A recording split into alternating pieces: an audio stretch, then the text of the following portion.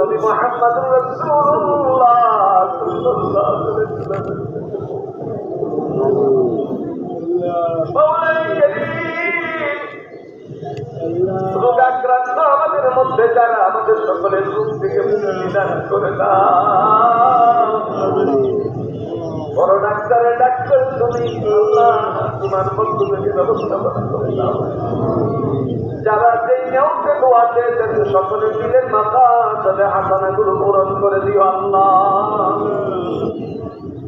রব্বুল আলামিন। এই গ্রস্তদেরকে ঋণ থেকে মুক্ত হওয়ার তৌফিক দান করে দিও।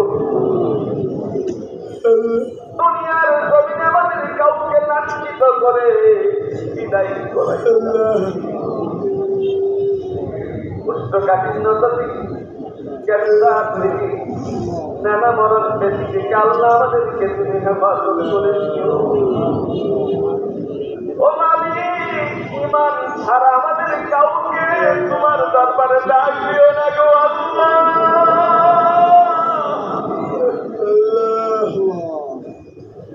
তুমি ঘোষণা দিয়েছে মান ক্বালা আখিরি কালামি লা ইলাহা ইল্লাল্লাহু দাখালাল জান্নাহ।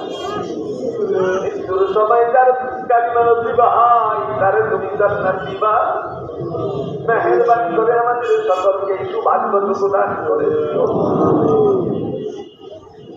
সুস্থতার মাধ্যমে ইমানদারে নিয়ে যাওয়ার তৌফিক দান করে দিও আল্লাহ। যেদিন মালাকুল মউত আজরাইল পৃথিবীর সমস্ত মায়া মমতা ছেড়ে তোমার দরবারে যাওয়ার সময় হবে, সেদিন আমাদের সকলের জবানে অন্তিম কালে জারি করাইয়া নিও না ইলাহা ইল্লাল্লাহ মুহাম্মাদুর রাসূলুল্লাহ।